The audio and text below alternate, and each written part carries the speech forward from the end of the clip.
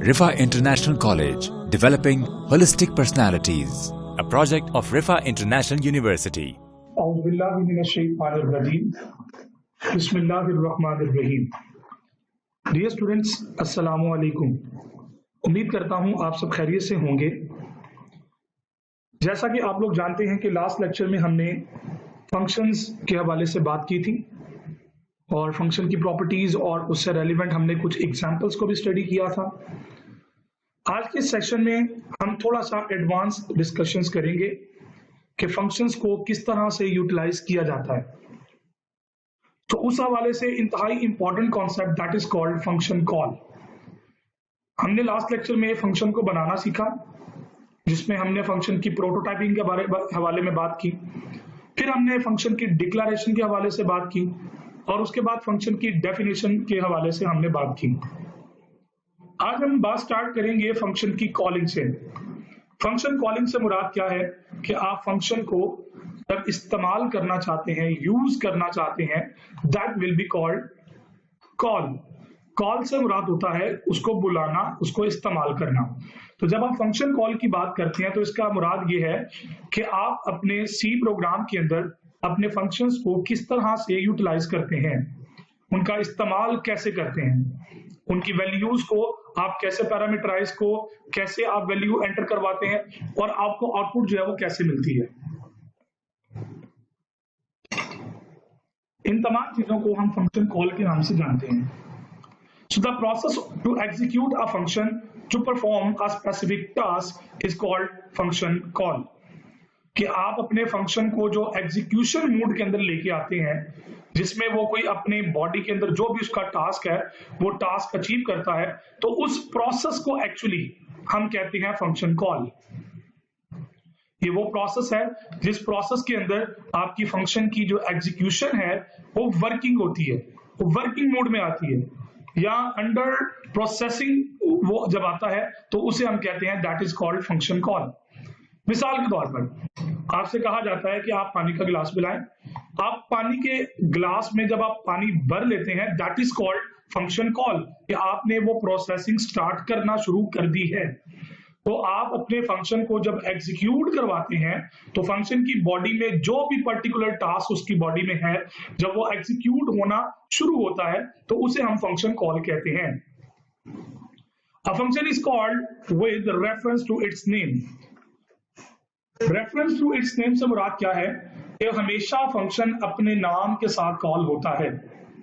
जैसे मैंने आपको लास्ट टाइम बताया था कि मेन फंक्शन जो है वो बिल्ट इन फंक्शन है, printf, scanf, so these are built in functions. अब आप इनको इस्तेमाल करते हैं इनके नाम के साथ। आप लिखते हैं प्रिंट एफ, तो इट्स मीन दैट कि आप प्रिंट एफ को कॉल कर रहे हैं। तो आपका जो फंक्शन है वो अपने नेम के साथ या उसके रेफरेंस जो होता है वो उसका नेम होता है। If a function has parameter, then actual values in the form of variables or constants are also given in parentheses after the name of function। अब जो पैरामीटराइज्ड फंक्शन होते हैं जिनकी हमने बात की थी लास्ट लेक्चर में, कि पैरामीटराइज्ड फंक्शन वो फंक्शंस होते हैं जो इनपुट लेते हैं, जिनको वर्कआउट करने के लिए किसी इनपुट पैरामीटर की जरूरत होती है। So these input parameters are the starting values to run to execute that kind of function। तो आपके जो फंक्शन के लिए जो स्टार्टिंग वैल्यूज होती है, so these are the parameters।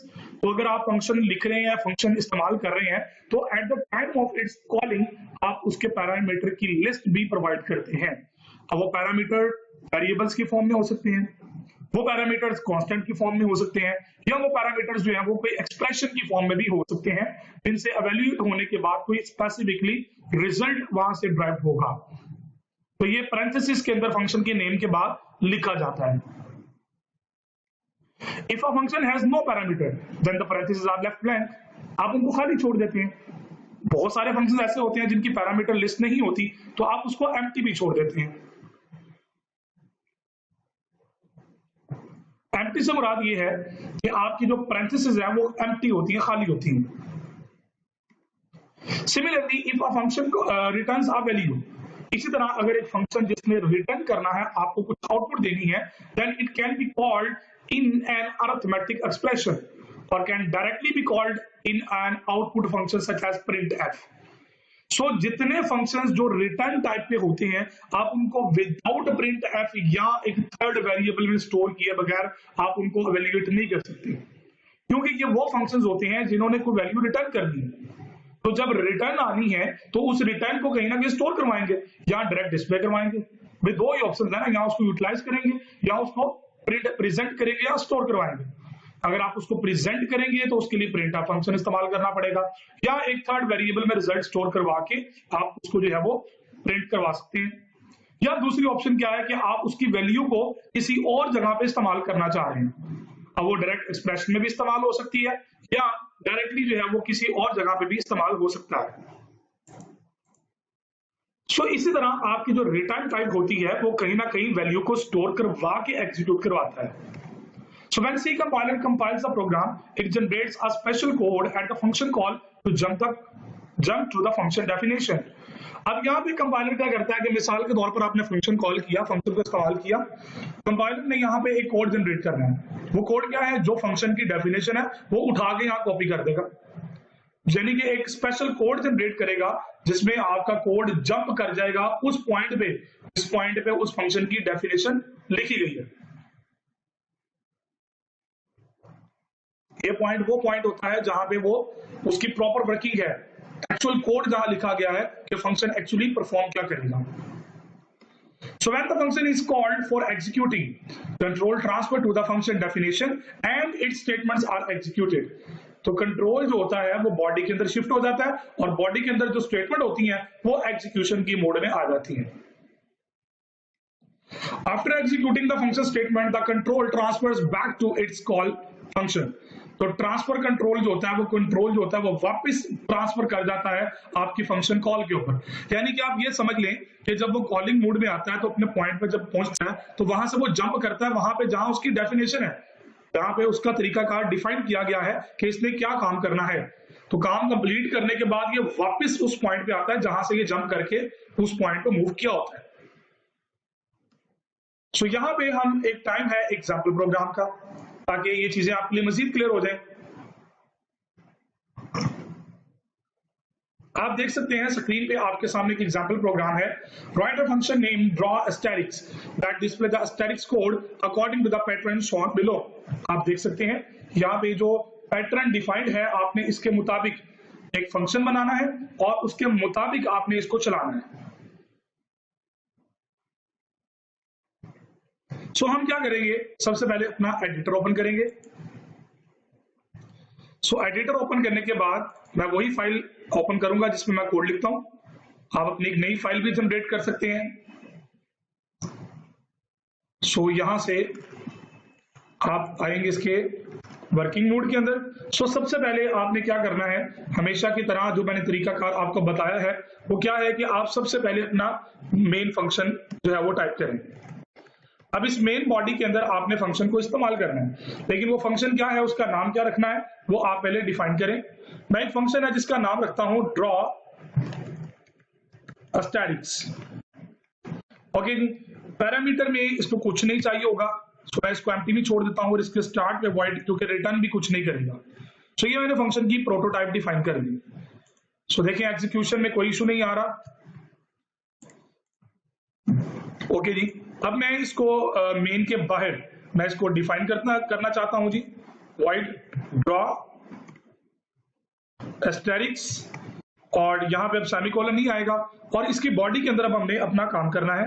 मैंने वेरिएबल लिया एक x और y, ये दो वेरिएबल मैं यहां पे लेता हूं। अब ये दो वेरिएबल क्यों ले रहा हूं, क्योंकि इस तरह का प्रोग्राम हमने ऑलरेडी लूप वाले चैप्टर में सॉल्व किया था। वहां मैंने आपको गाइड किया था कि आप इनको कैसे यूज करेंगे। तो मैं यहाँ पे आपको ये एक्सप्लेन नहीं करने जा रहा कि हम ये काम लूप की मदद से कैसे करेंगे, आप इससे पहले भी इस चीज के बारे में जान चुके हैं। So x equal to 9 semicolon, so x greater than equal to 1 semicolon, और यहाँ पे आप x को माइनस इक्वल 2, मैं 2 के डिफरेंस इसको चलाना चाहता हूं, क्योंकि यहाँ पे देखें तो ये 9 है, उसके बाद 7 है, फिर 5 है, फिर 3 है और इसके बाद 1 है, तो 2 का डिफरेंस है, इसलिए यहाँ पे माइनस टू किया जा रहा है।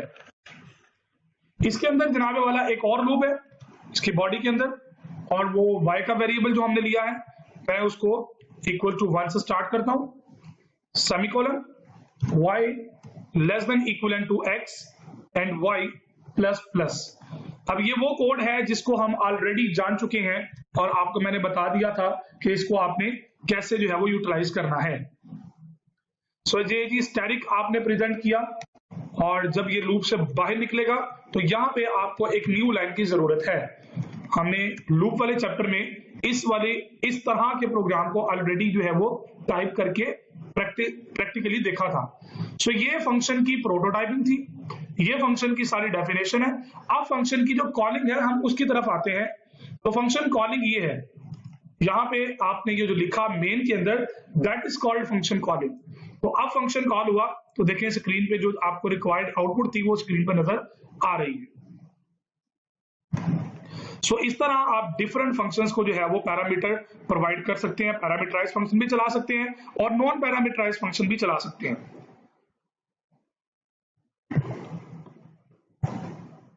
ये डिपेंड करता है आपकी प्रॉब्लम सिनेरियो के ऊपर कि आपकी प्रॉब्लम क्या है और उसके मुताबिक आप किस तरह से इसको लेके चलना चाहते हैं।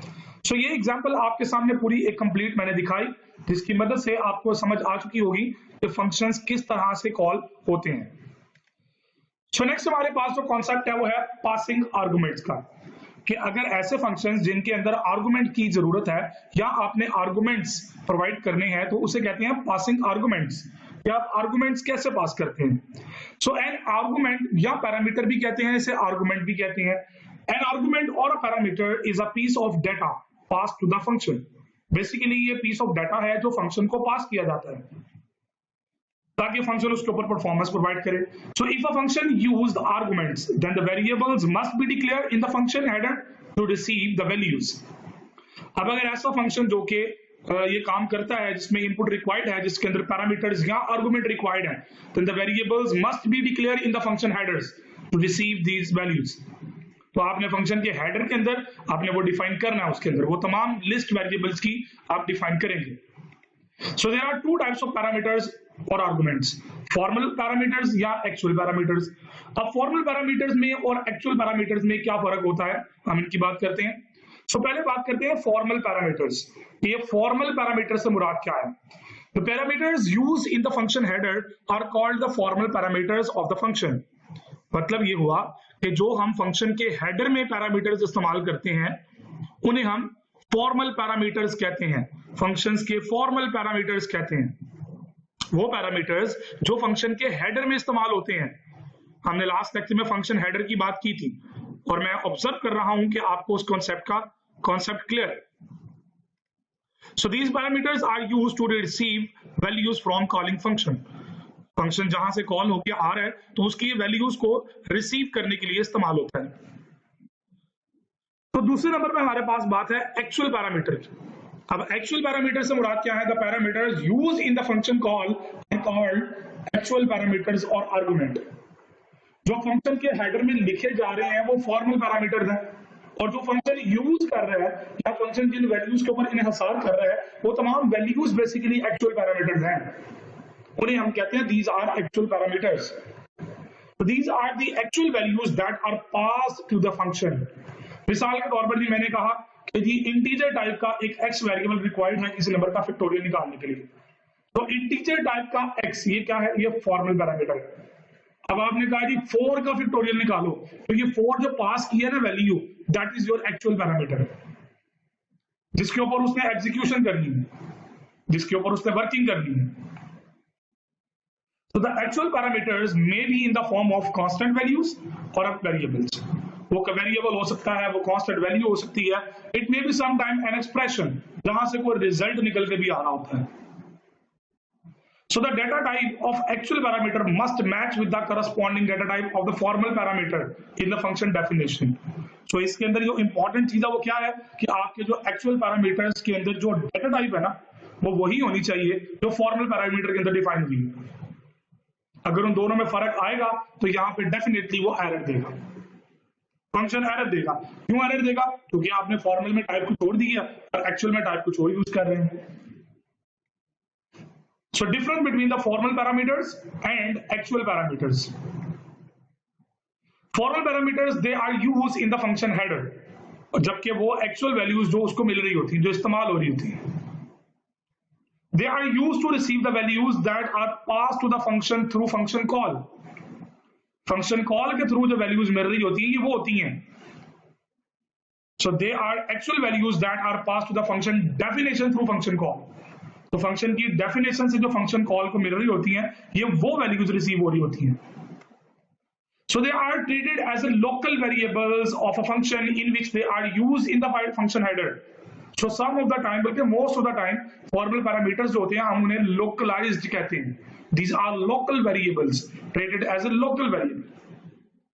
So there may be constant values or a variables name like global or global. Local भी आ सकते हैं, global भी आ सकते हैं. दोनों तरह के variables यहाँ पे आ सकते हैं. So the next concept is very important, that is returning value from function. Function से जो value return होती है, आप उसको कैसे treat करते हैं? देखिए वो तमाम functions जो return type जिनके साथ लिखी जाती है, या वो function जो return करते हैं, कुछ result आता है. So when a function completes its execution, it can return a single value to the calling function. अब ये जो return type वाले functions होते हैं ना, ये execution complete करने के बाद एक result देते हैं. वो रिजल्ट बेसिकली रिटर्न वैल्यू होती है, उसे रिटर्न वैल्यू कहते हैं. So it may be a calculated answer of a formula और एनी वैल्यू. वो कैलकुलेटेड आंसर हो सकता है या कोई फार्मूला हो सकता है किसी भी किस्म का, कुछ भी हो सकता है, मतलब जो रिटर्न आ रहा है. The type